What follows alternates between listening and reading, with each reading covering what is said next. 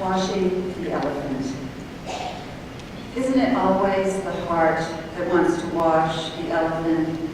begging the body to do it with soap and water, a ladder, hands, and tree shade big enough for the vast savannas of your sadness, the strangler fig of your guilt, the cratered full moon's light fueling the windy, spooling memory of elephant.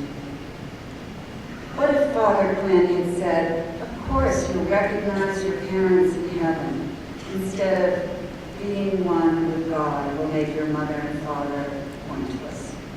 That was back when I was young enough to love them absolutely, but still fear for their place in heaven, imagining their souls like sponges full of something resembling street water after rain.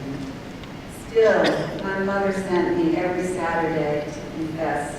to wring the sins out of my small, baffled soul, and I made up lies about lying, disobeying, chewing gum in church, to offer them as carefully as I handed over the knotted handkerchief of coins to the grocer when my mother sent me for a loaf of wonder, land of lakes, and 2 camels. If guilt is the damage of childhood, then Eros is the fall of adolescence, or the fall begins there and never ends, desire after desire parading through a lifetime, like the Ringling Brothers' elephants made to walk through the Queens Midtown Tunnel and down 34th Street to the Garden. So much of our desire, like their bulky, shadowy walking after midnight, exiled from the wild and destined for a circus with its tawdry gaudiness, its unspoken pathos. It takes more than half a century to figure out who they were, the few real loves of your life,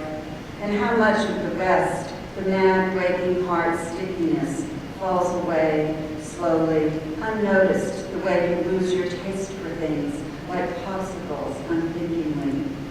And though dailiness may have no place for the ones that have etched themselves in the laugh lines and frown lines on the face that's harder and harder to claim as your own,